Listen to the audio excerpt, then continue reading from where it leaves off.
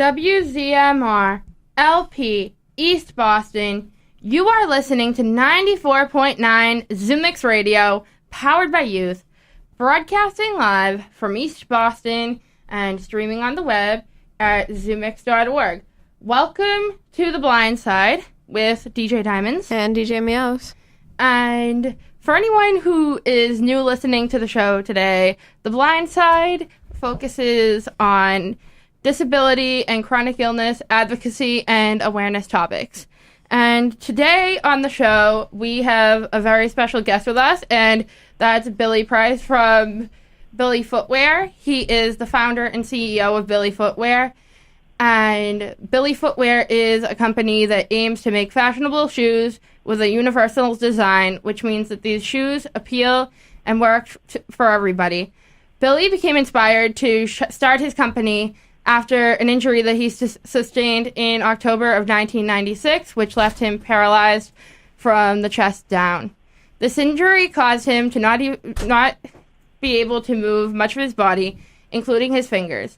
This made it difficult for Billy to complete everyday tasks independently, including getting dressed. Even though he found multiple adaptive clothing companies and learned tricks to get dressed more easily, he always seemed to struggle with finding the right pair of shoes. He wanted to find a shoe that was both attractive and would allow him to put his shoes on himself without much difficulty. But a shoe like this did not exist, so he decided to create his own. Hi, Billy. Hello there. Thanks for having me on. Thank you for being with us today. So, yeah, my pleasure. After the accident, what kinds of activities of daily living did you struggle with that you once took for granted? Oh, wow. That's a big question. So when I got injured, my injury, I fell out of a 3-story window when I was a freshman in college. And I spent the next 5.5 months of my life in the hospital, kind of piecing my life back together. And as soon as I got discharged from the hospital, the real activity I was focusing on was just going back to school. And I got back in college, and I kind of picked up the pieces where I had left off. So I'd say the biggest, in terms of activities that I still was pursuing outside of just going to school, was skiing. My family grew up skiing, or had my sister and I grew up skiing, and that was a sport that I wanted to continue after I was in the chair. When you first thought of your business, did you have any other ideas for businesses that would make activities of daily living easier for people with disabilities, or did you just think of the shoes automatically? Oh, wow. That's a great question, too. I never sought out to be a business owner. It was essentially, just staring at my own feet. I figured out, in the recap you gave to start off the show, I kind of just, there were lots of things in my life that I had figured out kind of workarounds to how to get through, how to hold a pencil, how to put on, clothing and whatnot. But the only thing that really eluded me was how to put on my shoes. So I kind of cooked up a solution in my own head, but it was just a matter of how do you actually take that idea and make it tangible to have it, to actually have like a tangible thing that you can touch and put on. So it just happened to turn into a business when I got reconnected with a longtime friend. So I never sought out to be a business owner, but as soon as we developed our first prototype, it made sense to turn it into a business, to be able to develop it and help other people as well. I know that you had mentioned that you were a skier before your injury. Have you continued to ski since your injury? And to people who may not know much about adaptive skiing, can you explain it a little bit to them? Sure, absolutely. To start off, I guess I do still ski. So it is a little bit different. I'm in a sit ski, and essentially what that is imagine a wheelchair without wheels, and your legs are out a little bit farther, and you're sitting on either attached to that chair or that bucket would be either 1 or 2 skis, and then in your arms or in your hands, you'd be holding on to outriggers. So because of my function level, because I really don't have any movement below, I guess, my chest, kind of below the nipple line, I don't have a lot of trunk support. so because of that, the sit ski that I use, it has two skis because it allows a lot more stability at slower speeds. But one thing I will point out, though, is, I just mentioned that when you're in a sit ski, you have to hold on to outriggers. And because I don't have any hand dexterity, or I should say finger dexterity, I can move my wrist, but it's not the fingers. I couldn't squeeze. I couldn't hold on to my outriggers. So my dad and I was kind of communicating an idea to my dad. My dad ended up being the fingers to sew this thing together for me. But we invented this ski glove that allows those with limited hand function to be able to actually hold on to their outriggers. And the funny thing about it is that was actually the very first product that Billy Footwear developed.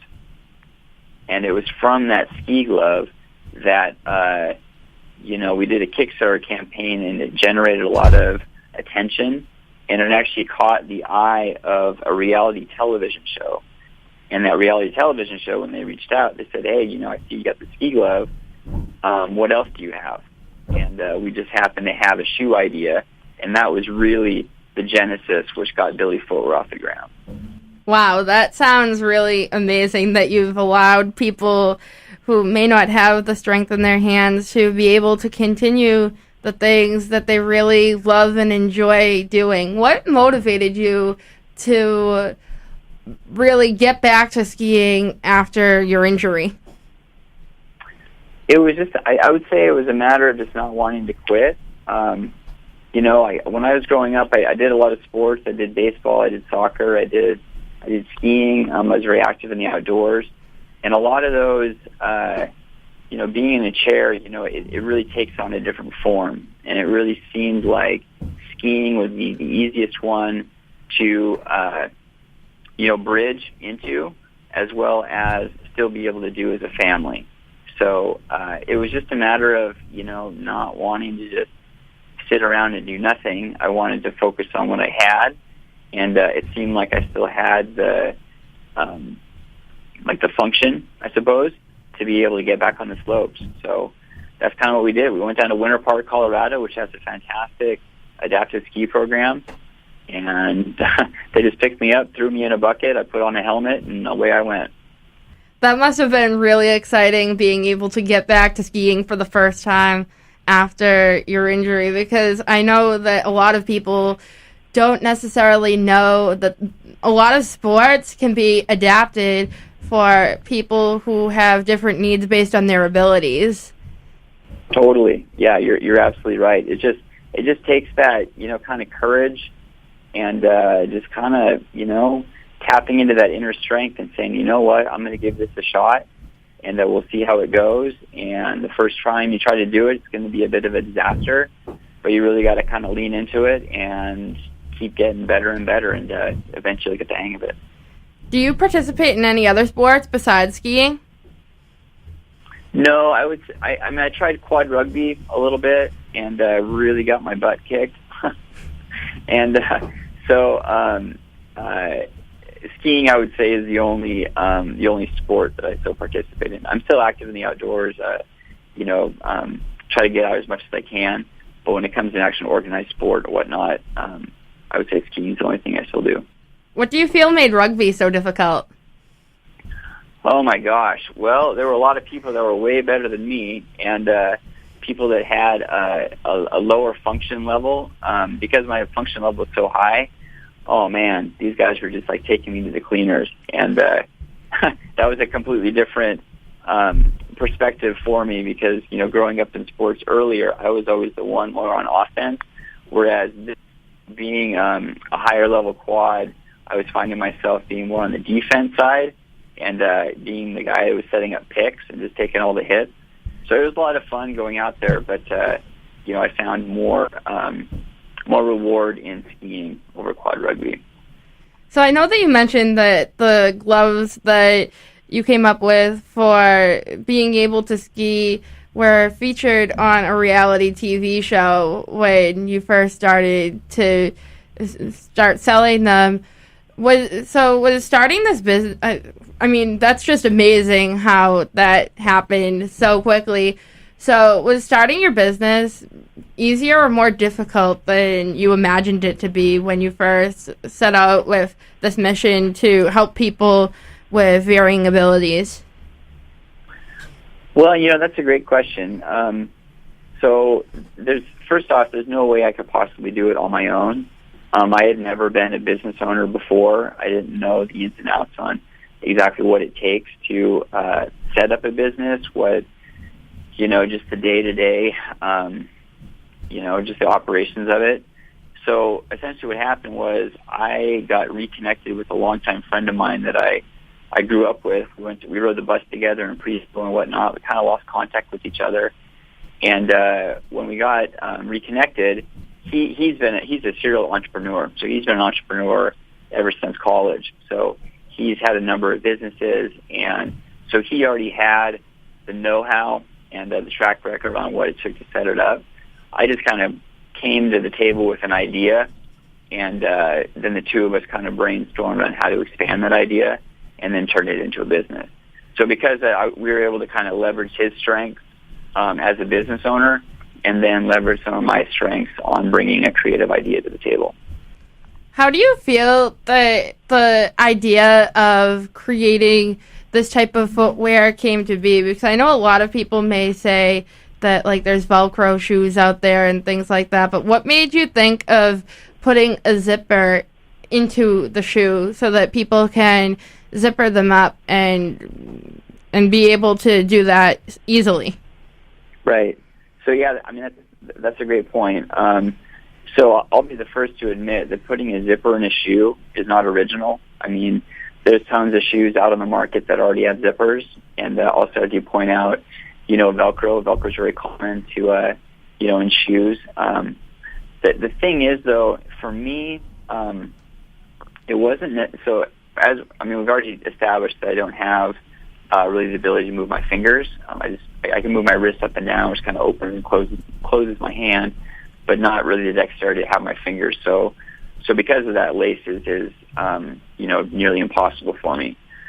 But the challenge is not necessarily swapping out the laces. The real challenge is having to stuff your foot into a shoe. And there's lots of different alternatives on the market to be able to, replace laces with something. The thing is, though, there's nothing on the market that allows you to be able to put your foot into a shoe unobstructed.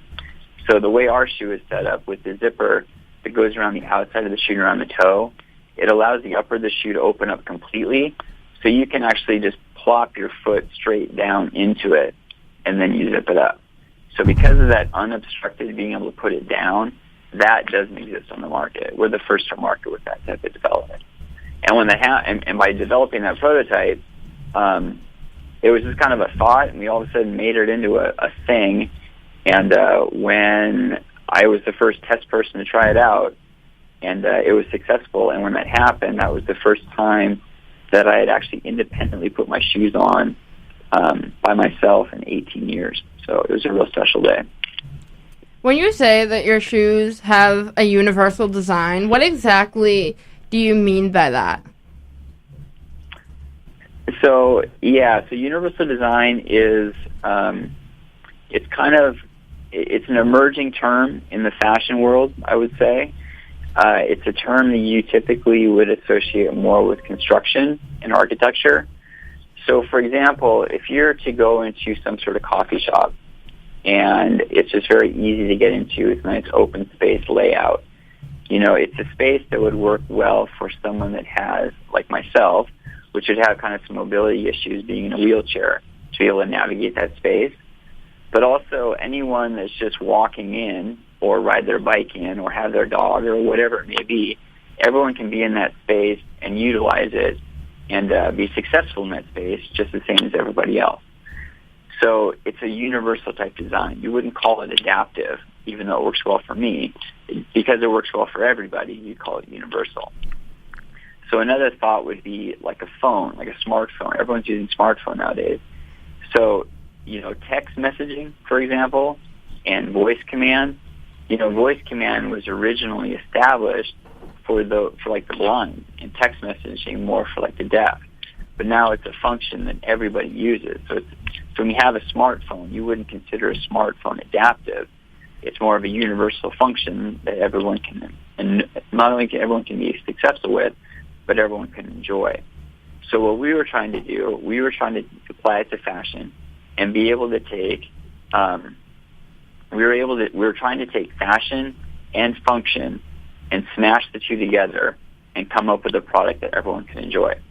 And I believe that we've achieved that. So we have something that is trendy, we have something that's functional for those that need the function, but also it's incredibly convenient. It's a quick, easy access for a kid to get in and out of shoes, and adults enjoy it too. We just don't really have many adult shoes at the moment. We had some from our previous Kickstarter campaign, but we'll be emerging into that category. But again, I just want to highlight that because it has both the fashionability and the functionality, across the board, it works for the masses. So hence universal design. To people who are out there who basically like don't have any form of a disability, who may be wondering, why should I get this type of footwear? What would you tell them?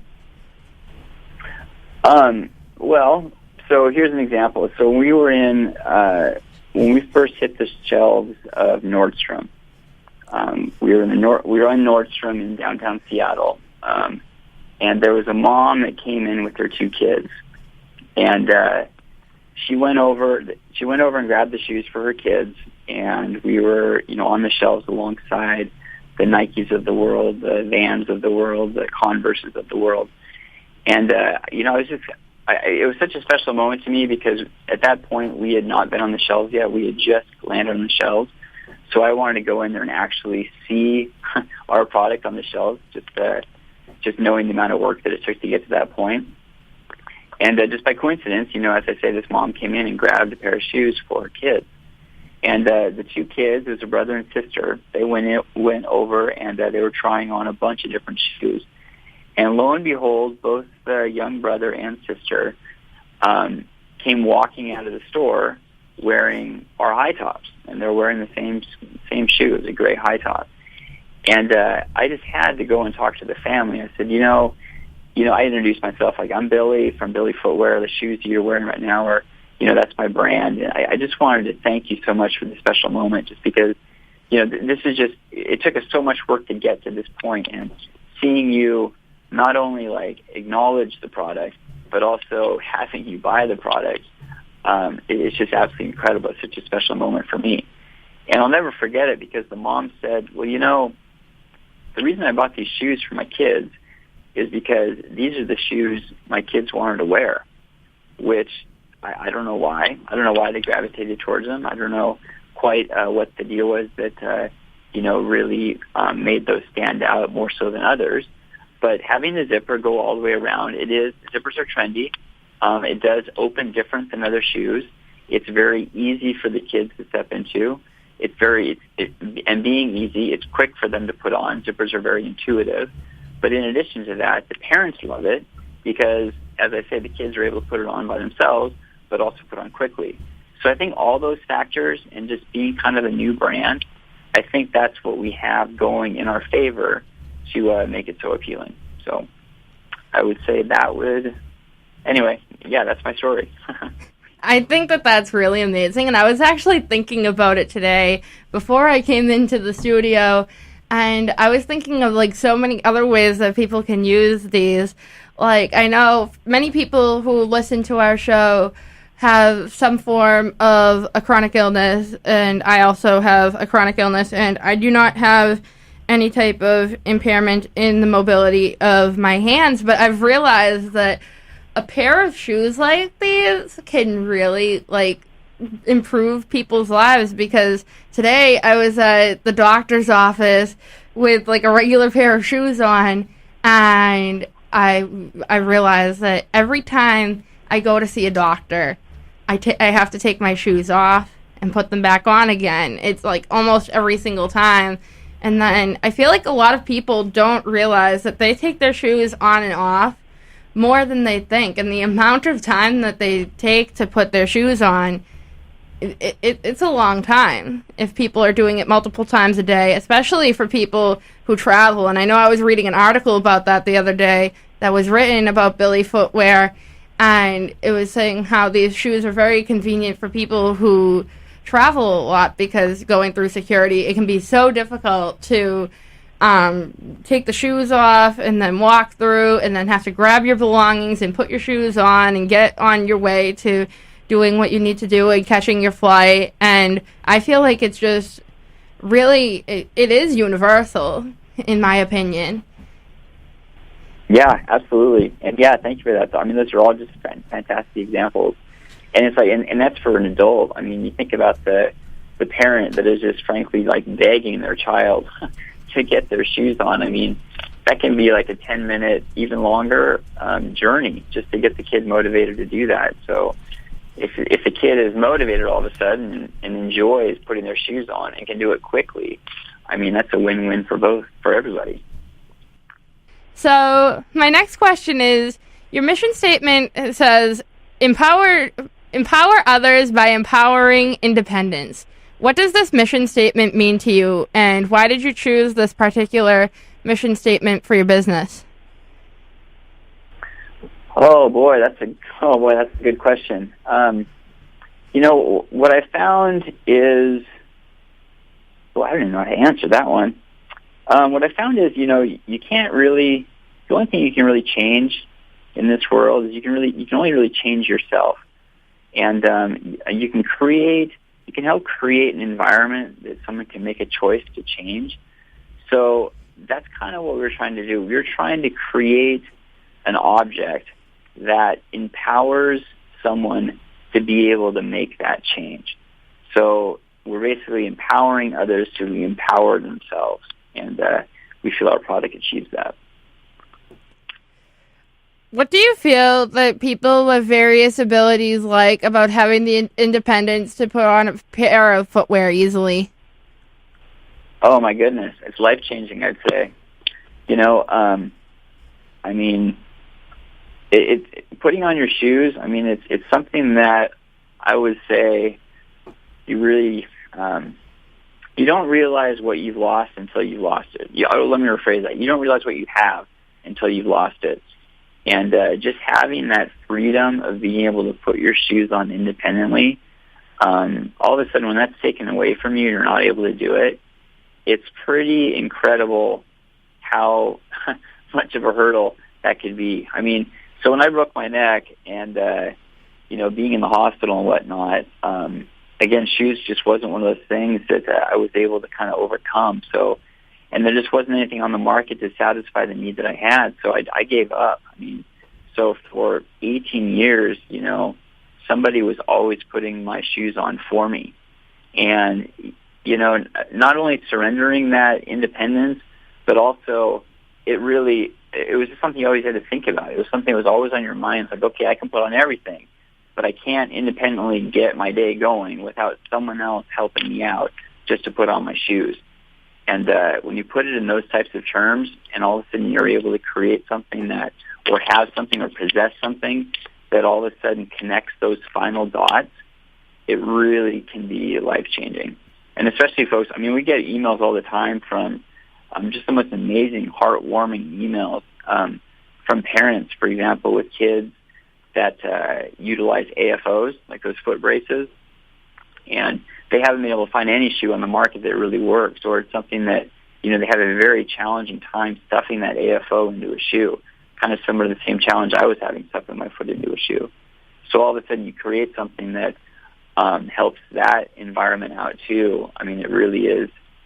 They're just so touched by it, and then I'm incredibly touched by it that, we're able to add some value into their world. I know that you mentioned earlier the glove that you designed to help you ski was featured on a reality TV show. What reality TV show was it, and how was this experience like? So the reality television show was called Quit Your Day Job, and it was on the Oxygen channel. And actually, the glove wasn't actually featured on the show, but it was the glove was the catalyst which got us into the conversation about building the shoe.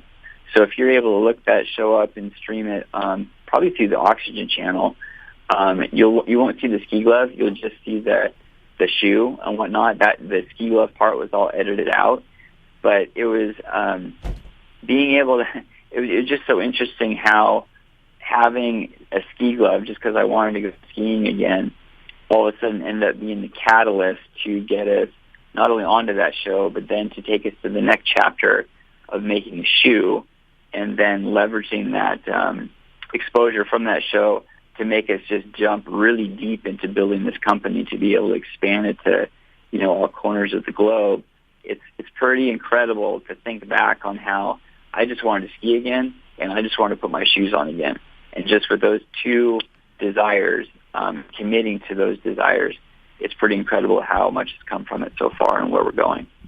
So I know that I found out about you and your story and your business through The Mighty. And for anyone who doesn't know, The Mighty is basically, I'm just thinking of how to describe it, but it's a website where people can write different articles, and it's essentially a shared blog about living with chronic illnesses or disabilities, and I find it to be a really interesting website. And on this topic, what other experiences have you had to be able to share the story of how you started Billy Footwear, and which ones were like the most interesting to you? Okay. Yeah, well, first to start off with The Mighty. The Mighty was very generous, and it was incredible because essentially what they did was they shared our flagship video, which basically, gives a high-level overview of what the company is, where the story came from, where the product is going. And, boy, they shared that thing, and it went all over the place. And immediately when that thing was shared, people from Argentina were reaching out, people from Spain, France, Australia, just all over the place. People were reaching out. So first off, The Mighty is just an incredible resource to be able to just bring large amounts of people together to talk about whatever the topic is. So that was incredible. But we've had other conversations just from, just through magazines. Local magazines. I'm from Seattle, so we've had local magazines in the Seattle area. We've also run a radio station up in Vancouver, Canada, which is just north of us. And then, I don't know, and then talking to, but then you have hospitals and whatnot, or children's hospitals or clinics and stuff just around the United States. They've been reaching out, and, just having, again, it's just incredible to me how people find out about us. And, here, you and I are having a conversation right now, and it's just, it just really, really warms my heart that our story and our brand is getting out, and it's a solution that people can utilize, and it's really adding value to their world. I definitely agree, and I feel like it's amazing that there are so many outlets for people now where they can find out about these stories. When you think about it, this station is in Boston, Massachusetts, and that's a long way to go. So the fact that this story is really traveling around the country and across the world to really help people, it's an amazing thing that's happening. And I just think that it's going to help so many people. So I agree. I agree wholeheartedly. Behold the power of the internet. So where do you see your business going in the future? Well, we have a lot of fun. We have a lot of exciting things going on right now. So first off, our shoes are Zappos. Zappos is an incredible supporter of ours. Zappos also started a program a department called Zappos Adaptive.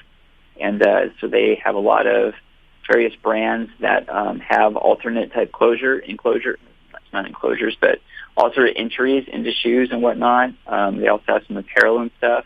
So we've been working closely with Zappos Adaptive. But in addition to that, Nordstrom has been very supportive. We're in 10 Nordstrom stores right now across the U.S. We have 2 in the Seattle area. We have 1 in Oregon, 2 in California. We're in Dallas, Texas.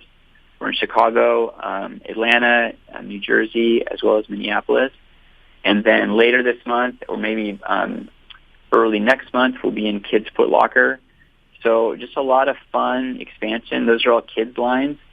And obviously we want to, when we started our first Kickstarter campaign for shoes, we did both kids' shoes, men's shoes, and women's shoes. And all three of those demographics responded very, very well. We didn't have the ability to expand in all three at once. So we expanded into kids. So the next leap is to make it into the adult market. And the market is ready for it. We just need to be able to come up with a product to meet the demand. So in terms of like where you see our business going, it's just more expansion and to reach more people. And me personally, I would love to be able to continue to go around and speak more on a motivational side and talking about overcoming adversity and having a lot more conversations like we're having right now.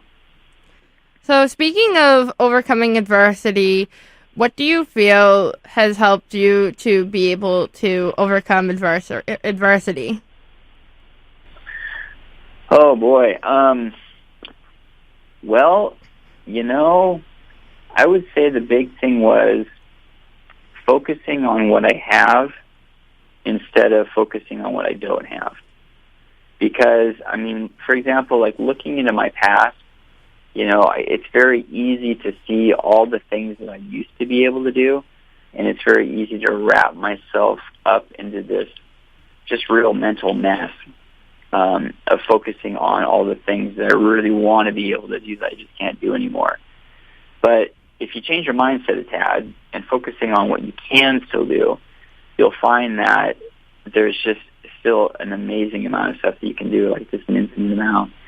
And with that, having the courage to, go out there and give things a try and not be afraid to fail. If you think about like a kid, like trying to learn how to ride a bicycle, as soon as they fall off their bicycle, it's not like they just give up riding a bike. They keep working at it and working at it and working at it until they finally figure out how to ride that thing. So the same thing really needs to go with us or with anybody. Just to be able to, if you're going to be successful, if you want to be successful, you need to fail more.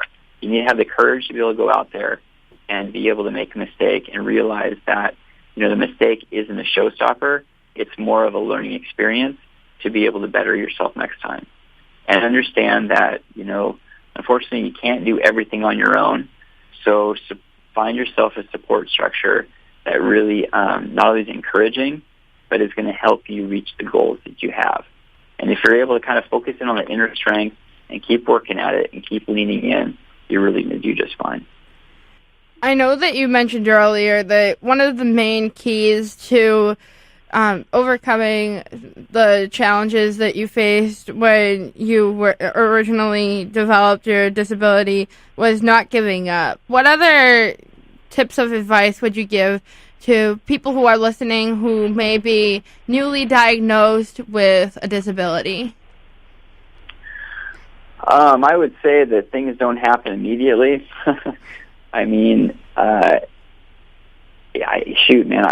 Okay, so here's an example. I remember, so when I first got injured, I was laying on a hospital bed, and, it didn't really make sense to me what was going on. And I didn't really understand the magnitude of what happened, breaking both my neck and my back, and just all of a sudden receiving quadriplegia. And that didn't really process very much, and it was just too much. I couldn't wrap my head around what that meant. And but when it started to sink in, I started to understand how big of a life-changing event that was. I went to a dark place, and when I went to that dark place, it scared me. And it was a situation where it's like, you know what, I can really just turn my back to the world and live in this like just sorrowful, dark place and really do nothing. And or I could seek more of a light and try to do what I could and live more a positive life. So that's the route that I chose to go down. And but it takes a lot of mental strength, and it takes a lot of reminder that you can do it. But one thing I found is, one is having that type of mindset. Like, yeah, it's good, but it's not like you live in Candyland. It is kind of a daily battle, but it's a good daily battle, and you are going to be successful. But the big thing is it doesn't happen overnight. things move a lot slower, you know, and but you're still moving forward, you know, inch by inch.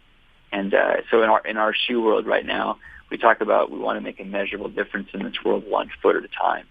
So it's a bit of a play on words, but again, 1 foot at a time in terms of measurement. That is a very slow movement, but at the same time, it is forward movement, which really leads you to success.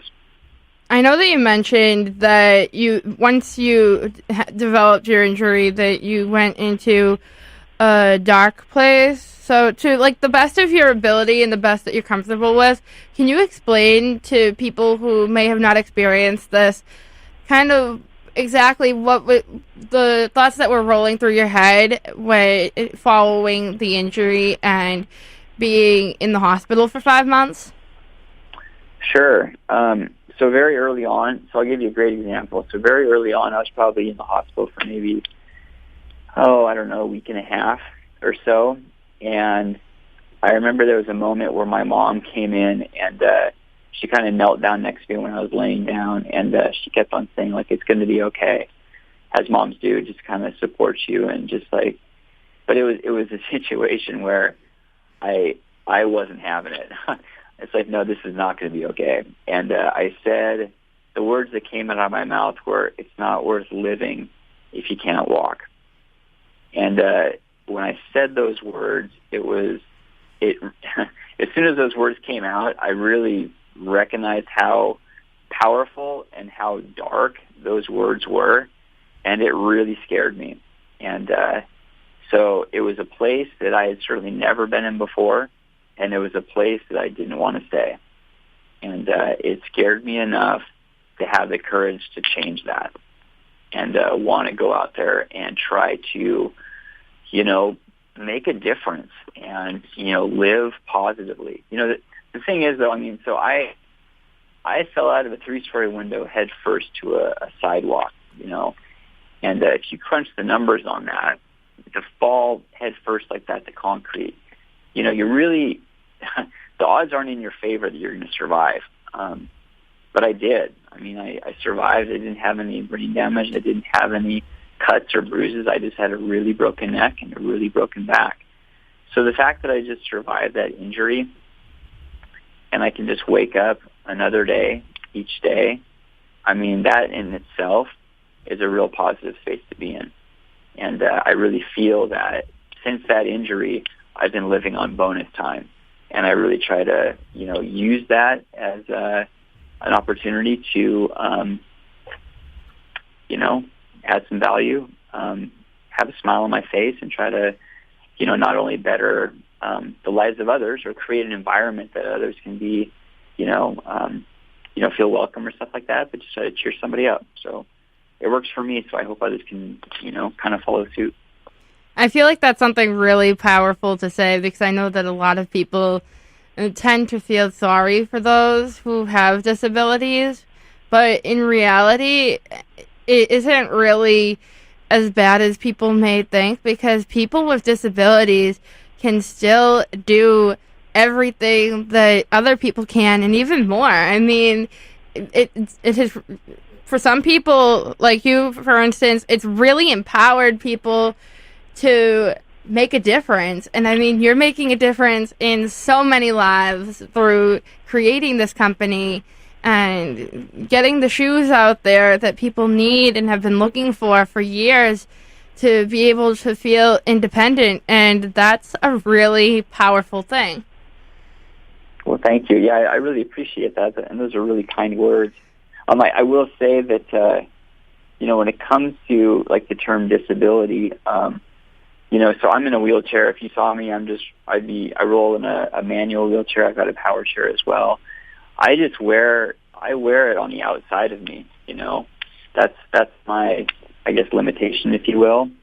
But you could have like someone that's just walking and cruising around, and if you're to kind of judge that person on like whether or not they have some sort of disability.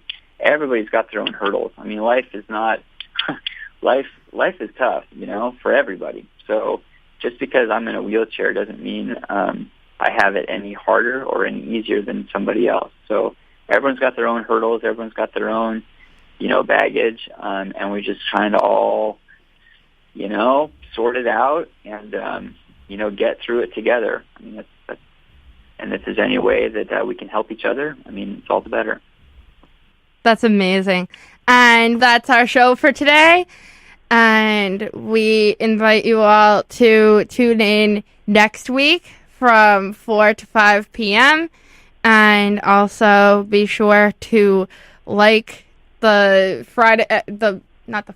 Blind Side Facebook page and follow the Blind Side Twitter page. Our Twitter page is new.